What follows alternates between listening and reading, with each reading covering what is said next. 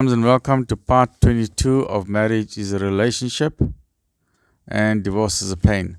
So today we're talking about we got to never criticize or condemn, but rather say no or reduce your nagging and reduce your nitpicking. So N stands for nagging and nitpicking, but please remember sometimes nagging is important. You got to remind the husband, go look for a job, or take out the trash can. Got to remind, you got to sometimes nag. Okay, go do your studies, study for exams. Sometimes nagging is important, but don't let it become a major issue. All right, don't let it become a major issue that affects the relationship. So, in David Barry says that in this quotation, most married couples, even though they love each other very much in theory, tend to view each other in practice as large teeming flaw colonies, as if there's a whole lot of flaws in them. The result of being that they get on each other's nerves, they irritate, and regularly erupt into vicious emotional shouting matches over such small issues like the settings on your toaster, or why did you move the microwave button? But I left the butter there, the margarine was there. Who moved it? And then it's a bomb blast in the house. Why? Because the margarine was moved little bit. All right? So don't nitpick. If you want to nag on the correct issues. Go look for a job. Put in your CV. Study for your exams.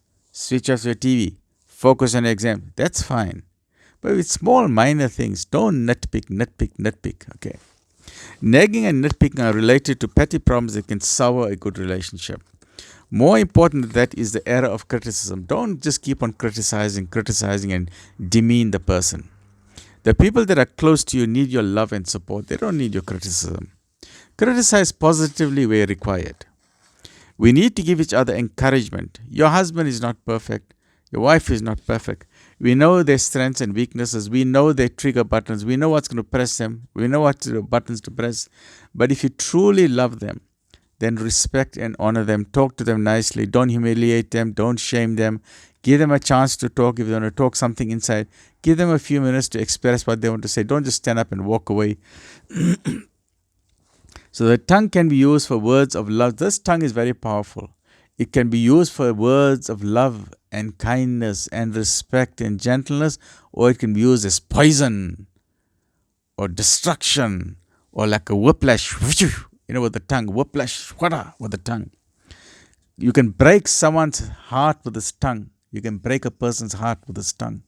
Or it can be used for healing, the same tongue. Contempt for another person is when you have a very low opinion of that person.